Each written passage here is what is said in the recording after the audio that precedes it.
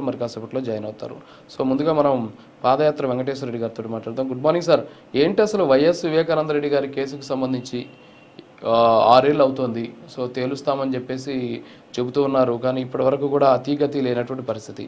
సాక్షులు చనిపోతున్నారు. సాక్షుల మరణం సహజ మరణం కాదు ఇది. దీని వెనక ఏదో సస్పీషియస్ ఉంది అనేటటువంటి వాదన కూడా వ్యక్తమవుతుంది. ఏమంటారు? ముందుగా ప్రైమ్ 9 వీక్షకులకి, ప్యానెల్లో ఉన్న పెద్దలకి, మీకు, రాష్ట్ర ప్రజలకి శుభోదయం. మానవుడే మహనీయుడు, మనిషే దేవుడు అని నమ్మి పనిచేస్తున్న వాళ్ళలో మేము కూడా ఒకళ్ళం. ఇక్కడ మీరు అడిగే ప్రశ్న సహజంగా ఎవరిని అడగాలి? ఇప్పుడు వివేకానంద రెడ్డి గారి హత్య జరిగింది ఏ ప్రభుత్వ హయాంలో? ఇప్పుడు రంగయ్య చనిపోయింది ఏ ప్రభుత్వ హయాంలో? సిబిఐ విచారణ జరపాల్సింది ఏ ప్రభుత్వం? ఇక్కడ సునీత గారు తన తండ్రి మరణాన్ని విచారించాలని చెప్పేసి అప్పట్లో ఉన్న జగన్మోహన్ రెడ్డి గారి మీద, అవినాష్ గారి మీద ఆరోపణలు చేస్తూ కంప్లైంట్ చేస్తే సిబిఐ విచారణకు ఆదేశించారు. అప్పుడు ఇప్పుడు ఎన్డీఏ కూటమే అధికారంలో ఉంది. ఇప్పుడు ఇక్కడ ఎట్లుందంటే సుగాలి ప్రీతి హత్య 2017లో జరిగితే జగన్మోహన్ రెడ్డి గారి మీద, మా మీద ఆరోపణలు చేస్తారు, మా పార్టీ మీద. ఇప్పుడు రంగయ్య హత్య జరిగితే మా మీద ఆరోపణలు చేస్తారు. రంగయ్య హత్య జరిగితే హత్య ఇంకా కన్ఫర్మ్ కాలేదులేండి. రంగయ్యది ఇంకా హత్య కాని తేలలేదు. అనుమానాస్పద కింద కేసు నమోదు చేశారు. మరణం వివాదాస్పద మరణం. ఆయన భార్య ఏం మాట్లాడుతుంది? ఆయన భార్య ఏం మాట్లాడుతుంది? ప్రెస్ మీట్ పెట్టి మాట్లాడింది ఆమె. ఆయన భార్య కేవలం ఈ ప్రభుత్వం మారిన తర్వాతనే ఈ 9 నెలల కాలంలో పోలీసులు చిత్రహింసలు తట్టుకోలేక పోలీసులు చేసిన అరాచకాలకి నా భర్త అనారోగ్యం పాలై మరణించాడు, తిండి కూడా పెట్టలేదు, టార్చర్ పెట్టారు, ఢిల్లీ తీసుకెళ్లారు, అక్కడికి తీసుకెళ్లారు, ఇక్కడికి తీసుకెళ్లారు, ఎన్నికలన్నీ కొల్లబొడిచారు అని చెప్పేసి చెప్తుంది అని చెప్తుంది. ఇవి ఆమె భార్య క్రైటీరియాగా తీసుకుందామా? ఈ కూటమి ప్రభుత్వం చేడే అబద్ధాలను మనం క్రైటీరియాగా తీసుకుందామా? బాధ్యత వివేకానంద రెడ్డి గారి హత్య గాని, ఇప్పుడు రంగయ్య మరణాలు గాని, మొన్న సెప్టెంబర్ లో చనిపోయిన శ్రీనివాసులు రెడ్డి మరణం గాని, వీటన్నిటికీ బాధ్యత ఎవరు వహించాలి? ప్రభుత్వం వహించాలి. ప్రభుత్వం వహించాలి. ప్రభుత్వమే దీనికి వివరణ ఇవ్వాలి. ప్రభుత్వమే దీనికి వివరణ ఇవ్వాలి. దొంగే దొంగ అన్న చందంగా కనీసం మినిమం సెన్స్ కూడా లేకుండా, జ్ఞానం కూడా లేకుండా ఒక వర్గం మీడియా కావచ్చు, ఒక వర్గం అనలిస్టులు కావచ్చు, ప్రతినిధులు కావచ్చు, హత్య ఎవరి హయాంలో జరిగింది, ఎవరిని ప్రశ్నించాలి, ఎవరు దీనికి జవాబు చెప్పాలి అన్న కనీస జ్ఞానం కూడా లేకుండా, ఇంగిత జ్ఞానం కూడా లేకుండా వాళ్ళు జగన్మోహన్ రెడ్డి గారి మీద, వైఎస్ఆర్సీపీ పార్టీ మీద కేవలం ఆధారాలు లేని ఆరోపణ చేస్తే నిజం దాగుతుందా?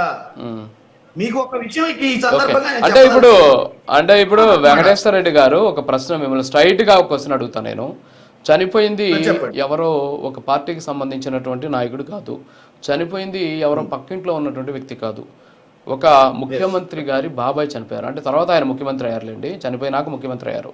సో ముఖ్యమంత్రిగా ఉన్నటువంటి వ్యక్తి గతంలో నారాసుర రక్త చరిత్ర పేరుతోటి చంద్రబాబు నాయుడు హత్య చేయించాడని చెప్పేసి ఆరోపణలు చేసినటువంటి జగన్మోహన్ రెడ్డి గారు ఈ కేసుకు సంబంధించి ఎందుకని అంత ఇంట్రెస్ట్ తీసుకోలేదు? 5 ఏళ్ళు ఎందుకు గాలికి వదిలేశారండి? అంటే అది అంటే బాబాయ్ హత్య అంత పెద్ద సీరియస్నెస్ కాదంటారా? మరి అడిగిన ప్రశ్నకి నన్ను సమాధానం చెప్పనివ్వండి. 5 ఏళ్ల కాలంలో చెప్పండి.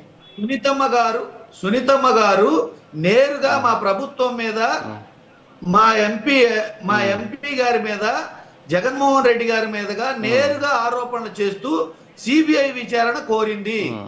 సిబిఐ విచారణ ఎన్డీఏ కూటమి ప్రభుత్వం కంట్రోల్లో ఉంది.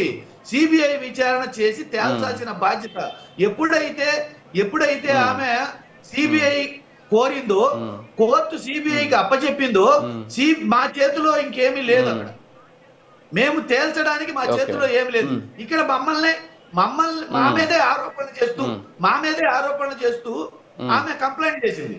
మేము ఎంతవరకు చేయగలం అందులో?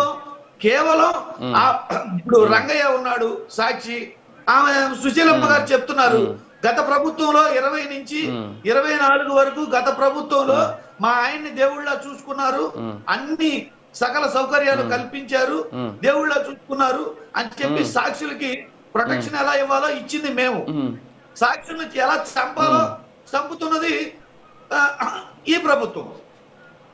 ఇక్కడ సాక్షులు లేకుండా చేయటం నిరాధార ఆరోపణ చేయటం, విచారణని అంటే ఇప్పుడు ఏంటి, ఇప్పుడు ఏమంటారు అంటే వీళ్ళు సాక్షులు ఉంటే చంద్రబాబు నాయుడుకి తర్వాత వచ్చేసి ఎన్డీఏ ప్రభుత్వానికి ప్రాబ్లం అంటారా? మరి సాక్షుల్ని వీళ్ళు చంపాల్సినటువంటి అవసరం ఏమొచ్చిందంటారు? మీరు సాక్షుల్ని వీళ్ళు చంపుతున్నారు అంటున్నారు, మరి సాక్షుల్ని వీళ్ళు చంపడానికి అవసరం ఏంటి? అంటే మీరు నేరుగా చెప్తున్నారా ఎన్డీఏ హయాంలో హత్య జరిగింది కాబట్టి చంద్రబాబు నాయుడు గారి హ్యాండ్ ఉందని మీరు చెప్తున్నారా? దీన్ని బాధ్యత వారిదే. ఎవరు దీనికి కారణము, దేనికి ఏ కారణము నిరూపించాల్సిన బాధ్యత ప్రభుత్వానిది. ప్రభుత్వం ఆరోపణ చేయటానికి కాదు ఉంది, బాధ్యత వహించి బాధ్యతలు నెరవేర్చడానికి ప్రభుత్వం ఉంది. వాళ్ళు ప్రతిపక్షంలో లేరు, వాళ్ళు అధికార పక్షంలో ఉన్నారు.